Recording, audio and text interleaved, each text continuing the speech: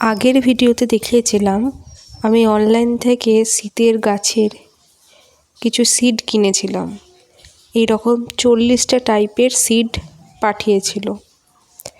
তাই বাড়িতে যেখানে যা ছিল সেইগুলি সিড বসাবার জন্য রেডি করে নিয়েছি।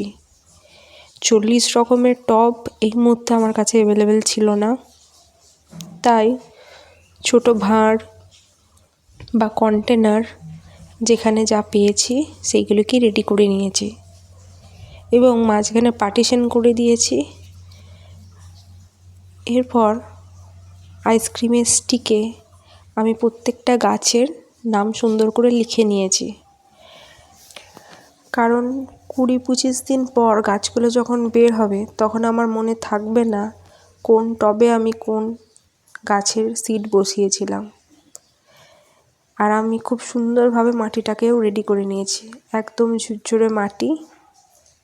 এরপর আস্তে আস্তে সিডগুলো বসিয়ে দেব এবং ওপর থেকে কিছু মাটি ছড়িয়ে দেব। নেক্সট ভিডিওতে দেখাবো 10 দিন পর কি আপডেট। আমি নিজেও ভীষণ এক্সাইটেড সব সিড বের হয় কিনা দেখার জন্য। সবটা হয়তো হবে না, সব কোয়ালিটি সমান নয়, কিন্তু কত কি হয় আমিও এক্সাইটেড দেখার জন্য। এরকম সুন্দর গাছের ভিডিও পেতে আমার চ্যানেলটিকে লাইক অ্যান্ড সাবস্ক্রাইব করে রাখবেন। শীত আসছে, এরকম ভিডিও বানাতে থাকবো।